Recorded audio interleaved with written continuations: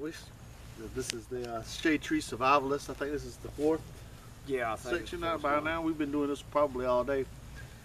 Uncle Fester and Mack Daddy 1911 and Nephew Lurch. We've been kind of going over. We're going to do it just a little bit different now. I've been interviewing him, and he kind of interviewed me on this last one. And I think on this go around, I'm going to ask a question, and I'm going to let Mack Daddy answer, and if Lurch wants to, he can, and then I'm going to try to give my answer to the question. Yeah, we found out Uncle Fester is much better interviewer than I am. I'm a decent interviewee, not an interviewer. So we finally found something I suck at when it comes to video and YouTubing. And finally found something I was halfway decent at. How about that? What is the one event in your life that changed the way you think about your fellow man? What is the one event that has happened in my life that changed my view of my fellow men? For good or for the bad, either one, don't.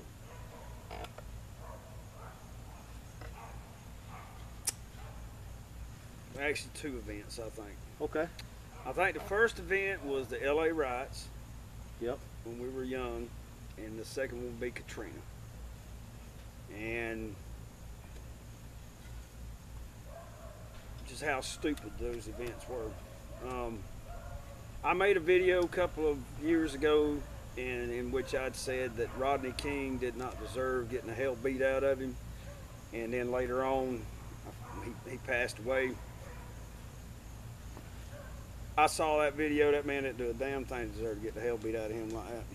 And when they were acquitted, that was BS. I mean, just straight up BS. They all were guilty as hell beating the snot out of that guy. But once you're acquitted, double jeopardy comes in from the Constitution. They can't be tried for the same thing again. The reaction to it, what happened in the riots, and then of course the reaction of the slow and non-reaction of the government during Katrina showed that if you waste your time waiting on the police and the ambulance and whomever to show up to rescue you, you're screwed. You are screwed. So those two events, they were very significant. And then of course 9/11. You know. Yeah. What about you? So when I asked the question, I wasn't really thinking about big events. I was kind of more along thinking of personal events. I would say one of the biggest events that really changed my perspective, I think, it really kind of blends in with what you're talking about. There was a time and a place that I was probably one of the most racist people that you could have been around. Didn't like black people at all. And I think one of the most significant events on a personal scale that changed a lot of the way I thought, a lot of the way I was on my job. I can remember my boss man and one of the other workers that was with us that, you know, I was told, you know, they're going to, because we have a black councilman, we're going to have a black worker. So when he gets here, you're not going to teach him anything. All we want him to do is run the shovel. Lord. And you know, at first I was sort of on board with that, but then when they hired this particular fella on, he was unlike any black person I'd ever been around in my life. There's no saint, don't get me wrong on that, but it was just the way he approached things was different. How he thought about things was different. And as things progressed along, I think what kind of started off as a personal FU to my boss man at the time, because I didn't really, we was always yah-yahing with each other. Wasn't that we really hated each other, there's some people that you just bump heads with and you can't help it. And he and I we bumped heads, and that's what it started off as, is kind of a personal FU to him that I started teaching him. And then as things kind of gathered along, I got down to a point where it was like, you know, it's kind of stupid to have a man that's working with you with something as dangerous as what I work with. I work with natural gas, and him not know what I know, because you know, if I'm knocked out on the ground, he ain't gonna know what to do to he's not going to do what to do to try to save me or try to turn it off or whatever. And as things progressed along, my so-called quote unquote white brothers basically turned on me, was trying to get me fired, and the only person that really had my back was this black fella. So I mean, in that, that event made me change the way I looked at race in general, because how I viewed race was taught to me by both my grandmother and my mother. I mean, they taught me what they were taught, and it became this thing in my mind, I guess, is that just because mama and daddy said it don't necessarily didn't necessarily mean that it was right.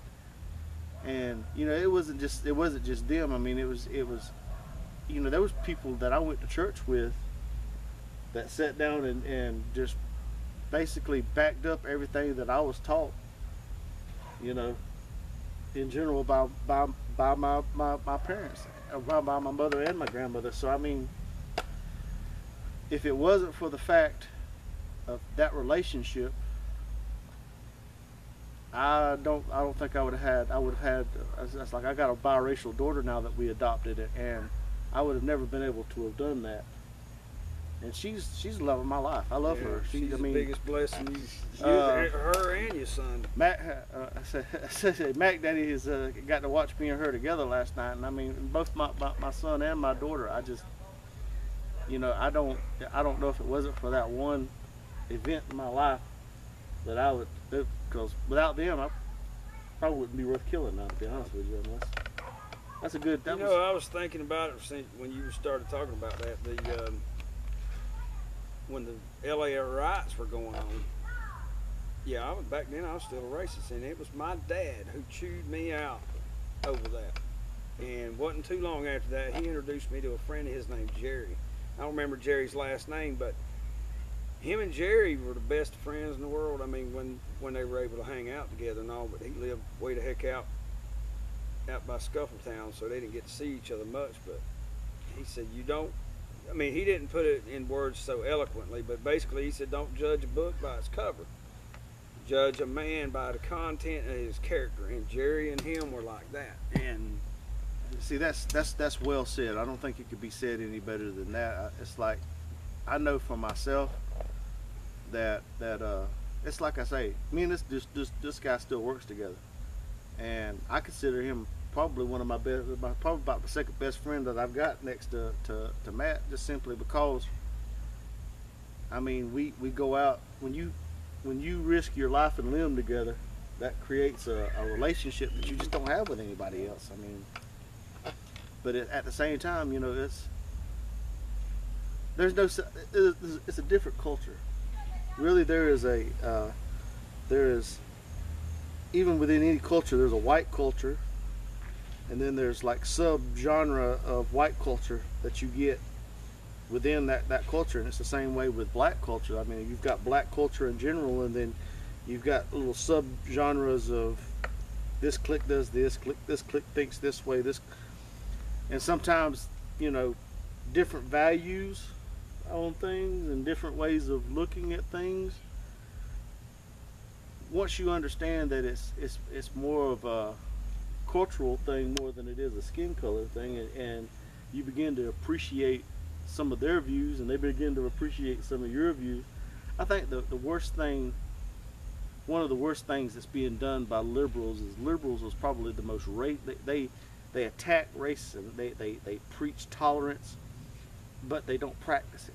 Yeah. And you got the conservatives on the other side. And the conservatives is just the same way. I mean, you can't sit down and if you preach tolerance and you're not practicing tolerance, it's being a hypocrite. Yeah. I mean, and it's the same way when you sit down and you've got the conservatives that sit down and are, you know, I think a lot of things is done in ignorance. that's one of the things that I've always kind of always thought about in our group setting. You know, I have to be real careful when we with the shade tree survivalists in general. I don't do a lot of videos sometimes because I got a shaved head. People get the wrong idea. They see a shaved head and all of a sudden they think you're a neo-Nazi or you're a white supremacist, and it's, you know, I don't know that I've never talked about this. I'll tell you a conversation. You should try a mohawk. I can't grow any hair on top, or I would. Or a reverse mohawk. No, we ain't gonna do that. I know right now, old Bill Cosby, he ain't the most popular fella in the world, but that time he's talking about his son giving himself a reverse mohawk where he shaved the middle of his head. Yeah. He had the big ball of hair on both sides. I still laugh about that. I know that I can remember a conversation just while we're on the subject, and then we'll get to another question.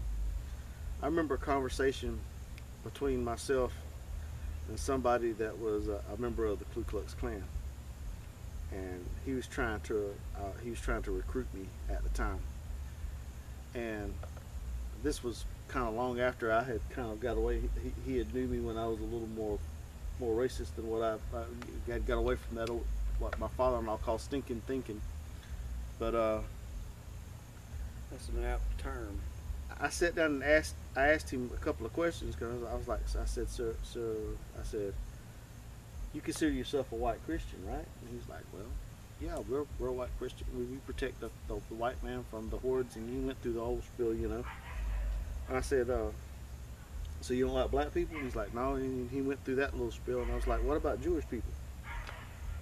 He's like, no. And then he really did get started. He was one of those guys that was real kind of anti-Semitic, you know, and he got started in on that, you know, the Jews this and the Jews that. And when he took a breath, did you say? Then I sat down. Then I sat down and I was like, whoa, wait a minute. So let me ask you one more question. I said, so you're telling me you're a white Christian, right? He's like, well, yeah. I said, so you believe in the Bible, right? He's like, well, yeah. And I was like, well, we gotta protect I said, well, let me ask you a question. I said, do you hate all Jews? And he's like, well, yeah. I said, past, present, and future? He's like, well, I guess. I said, you do realize that Jesus was a Jew, right? And it was like for a minute, it was like he just stopped in his tracks, and it's like I threw water on him or something. I don't know. It was like right there in the Bible, dude. I was like, you know, Jesus wasn't Catholic or anything else. Jesus was a Jew. He was a Jew's Jew. He was a Jewish rabbi, right? Sure wasn't Southern Baptist. I said he wasn't Southern Baptist, and I said, you know, he wasn't whatever. I said, you realize that Jesus was a Jew, and you sat here and said that you don't like Jews past, present, or future. I was like, how can you have as your savior somebody that is of a race that you hate? People, I don't know. Like, he never really did give me an answer. That ended the conversation. Right there, well, you know, you did the man a hell of a service, because if nothing else, in that conversation, you just planted the seed of truth right there where it needed to be planted. Well, yeah, I don't. You know, one of the greatest preachers in this era, well, in the last 30 years, was a Grand Dragon or something of the KKK. Yeah. And a black man saved his life. A black preacher saved his life. Huh. He went to jail because he had killed somebody or something. He went to jail, and it's the white guy. And that man visited him every time it opened. And I think what it was is he killed that man's daughter. Wow. And that man forgave him. And he visited him, and he saved that man's soul. And when he got out, he went to that man's church, an all-black church, a white supremacist, Grand Dragon, blah, or whatever the heck they are. Grand Poobah. And he asked that man in front of that whole congregation to forgive him. Wow. And he said, I forgave you when you did it. And that man became a preacher, and he's slanging out now. Wish I could remember his name. I heard that on Moody Radio. Really? And it's like, you know, people get so caught up in things like that. That's just, when you hear a story like that, man, if that doesn't shake something inside of you, you ain't got a heart. I mean, you really don't. I have my point of views, but that's just kind kind of taking it on an extreme. Bible calls it a stiff neck. I call it being hard-headed. It's a hard heart. Hard heart. There you go. It's a hard heart. Stiff neck and a hard heart and ignorance. Just you don't want to listen. You don't want to hear someone else's point of view. That's all there is to it. So we'll cut to part 5. We appreciate you watching. Stay tuned.